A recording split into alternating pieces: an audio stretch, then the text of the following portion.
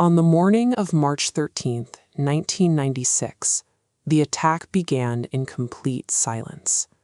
Before approaching his target, the perpetrator took a pair of metal pliers and deliberately severed the telephone wires servicing the surrounding houses, ensuring that no one nearby could call for help. This took place in Dunblane, Scotland, a sleepy, tight-knit town where the concept of mass violence felt entirely foreign and violent crime was practically non-existent. Inside the local primary school gymnasium, teacher Gwen Mayer was gathering her Primary 1 class. Her students were just 5 and 6 years old, lining up for a typical morning physical education lesson. Approaching that gym was 43-year-old Thomas Hamilton. He was a local resident with a troubling reputation and a history of bizarre behavior that had alienated him from the rest of the community. Cutting the wires transformed the incident into a premeditated operation. This level of planning required a high degree of lucidity, raising the question of how a mind could spend its morning logically preparing to destroy the innocent. Hamilton entered the school shortly after 9:30 a.m. He carried 4 legally owned handguns and an astonishing 743 rounds of ammunition, bearing the weight of a small armory. Over the next 3 to 4 minutes, he fired 105 rounds in rapid, relentless succession. Once inside the gym, his tactical decisions were specific and horrifying. When the firing began, injured adults attempted to flee, but Hamilton largely ignored them. He chose instead to focus on the trapped children, walking in a deliberate semicircle to fire at point-blank range. Before emergency services could even arrive, Hamilton abruptly ended the violence by turning a .357 revolver on himself. 16 children and their teacher were dead. To understand the terrifying efficiency of those 4 minutes, forensic experts had to look past the tragedy and analyze the exact weapons he brought to the crime scene. This is one of the primary weapons recovered from the gym floor.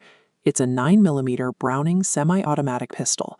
The official post-incident report reveals Hamilton's exact modifications. The hammer spur was removed to prevent snagging on clothing, allowing a faster draw. It also details his obsessive loading strategy, alternating hollow point and round-nosed bullets in 25 magazines to prevent jamming during rapid fire. These technical preparations fall under the category of instrumental violence. The modified hammer and the alternating ammunition are the markers of a killer focused on the mechanics of the event, executing a goal-directed plan down to the last bullet. That level of physical control connects directly to Hamilton's psychological history. His obsession with dominance traces back to trauma. At 22, he discovered his family dynamic was a lie. The people he believed were his parents were actually his grandparents, and his supposed sister was his mother. This psychological fracture drove him to seek authority over subjects who couldn't challenge him. He set up unregulated boys' clubs in the area. He focused heavily on harsh discipline, physical exertion, and rigorous firearms instruction. The Cullen Inquiry's psychiatric findings provide a clear clinical picture. He was not legally insane or suffering from psychosis. Instead, the report identifies a personality disorder characterized by a severe lack of empathy, deep paranoia, and a desire for absolute dominance. He routinely humiliated the boys in his care, and over time, his firearms became the central focus of his fantasies. As his bizarre behavior caused local parents to pull their kids from his clubs, Hamilton felt increasingly rejected. His firearms transformed from a simple hobby into the ultimate tool to forcibly project his sadistic need for control onto reality. He developed a deep victim complex.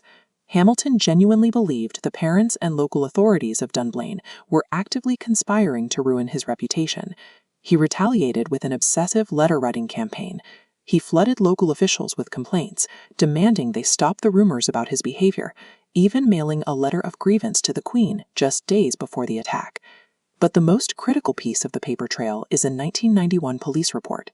Officers had explicitly identified Hamilton as an unstable, unsavory character and officially recommended revoking his gun license. The administrative system completely ignored the warning. This failure allowed his paranoia to fester unchecked for 5 more years. The massacre became his twisted act of vengeance against a town he felt had humiliated him. Following the tragedy, the government established the Cullen Inquiry. The tribunal was tasked with investigating exactly how local authorities and the police allowed a man like Hamilton to legally amass such a deadly arsenal. During the proceedings, a 100-year embargo was placed on certain inquiry documents, sparking intense public controversy. While rumors of an establishment cover-up spread, the embargo was actually a legal maneuver designed to protect the identities of children Hamilton may have previously abused. The grieving parents of Dunblane refused to wait for sealed documents. They channeled their massive trauma into a demand for total systemic change, launching a massive grassroots mobilization across the country. The legacy of Dunblane is a stark testament to the fatal danger of ignoring behavioral red flags in favor of permissive gun ownership. The parents' campaign forced the United Kingdom to enact a total handgun ban, ensuring a mind like Thomas Hamilton's